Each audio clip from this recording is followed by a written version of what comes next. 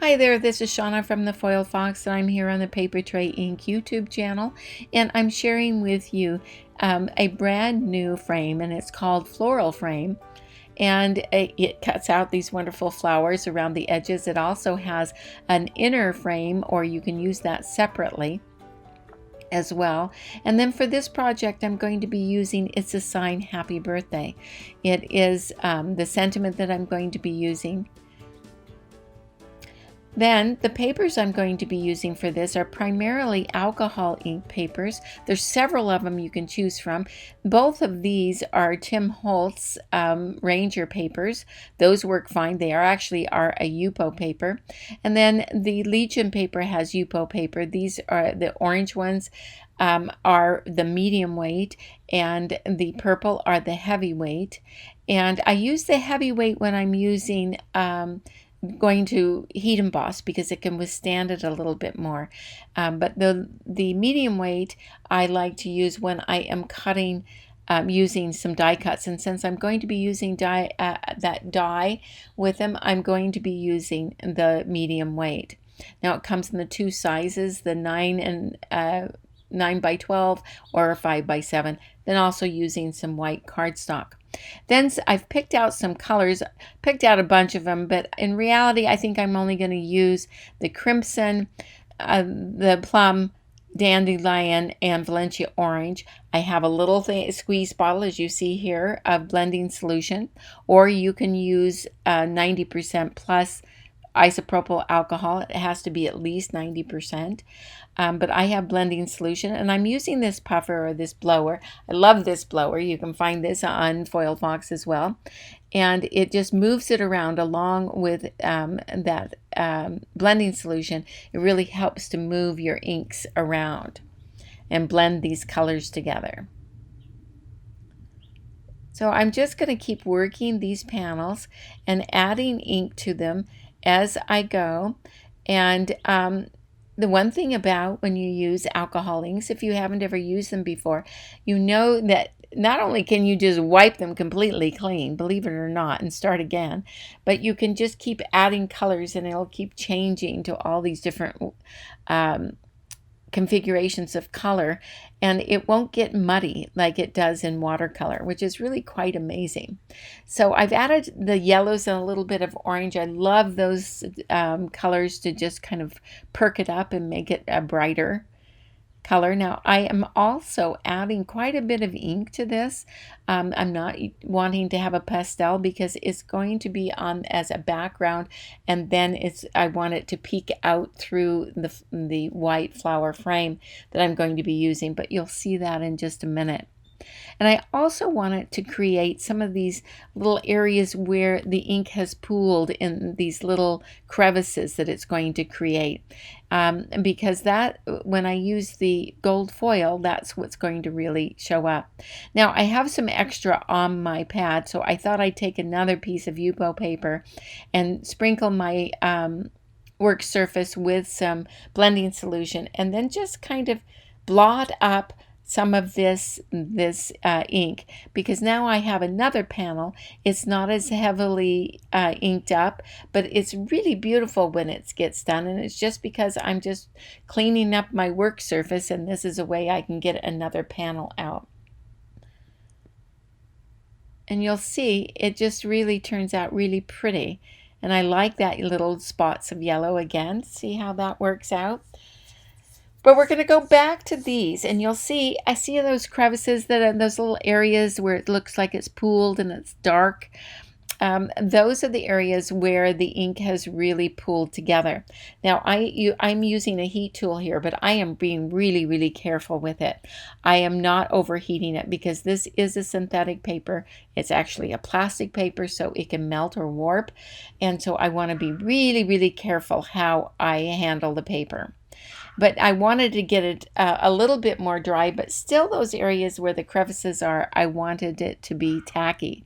Now I've taken some gold deco foil, and I happen to have these two pieces here, and I'm just going to start dabbing it around where those crevices are, because that's where it's sticky, and the foil will come off any place where it's a little bit sticky.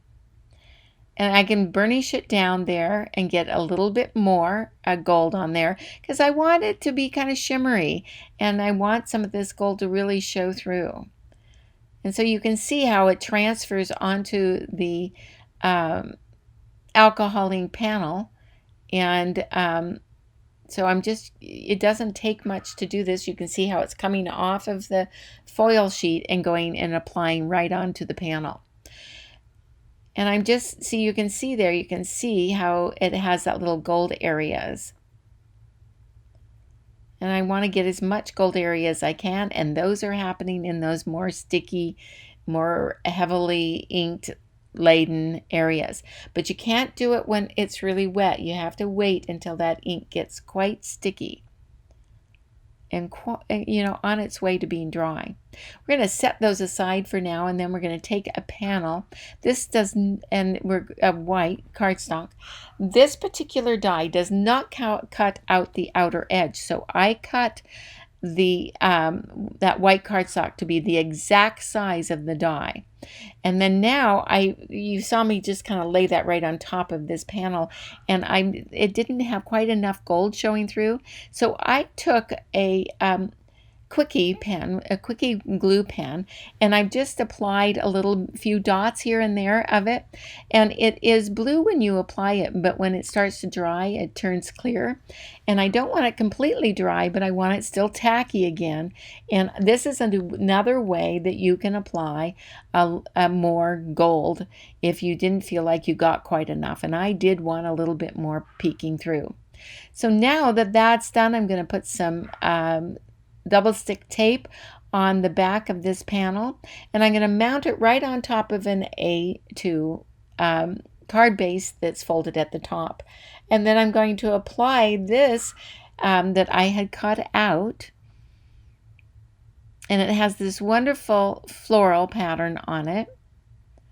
And I'm going to just use glue. I don't want to use double stick tape because it will interfere with that intricate floral design.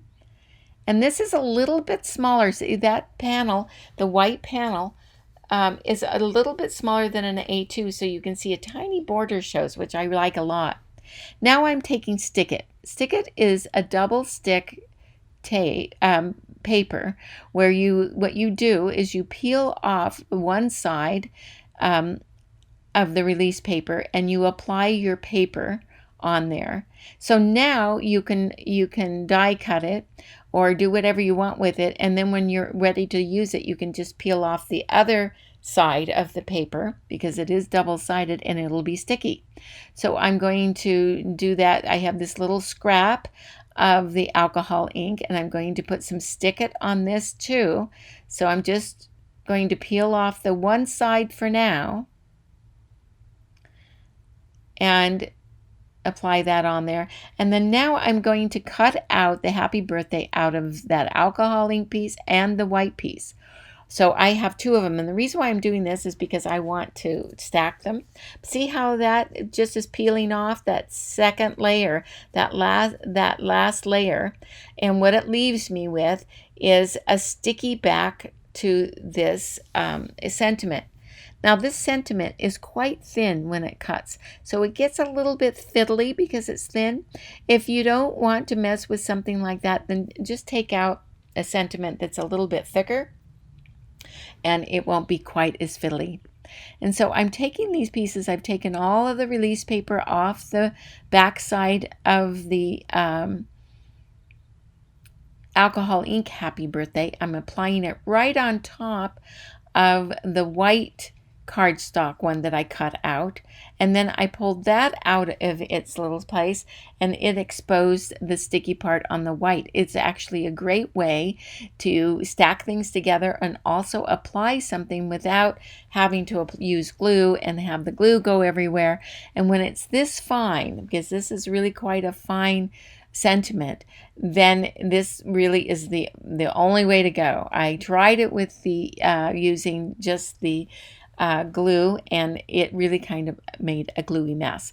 So I figured out this is the best way to go, and this way you can arrange it. You still have time to arrange it, and then when you've got it just the way you want it, you can take and just press it down. I take a piece of paper here and I press it down so I don't get my fingers all over the paper and soil it.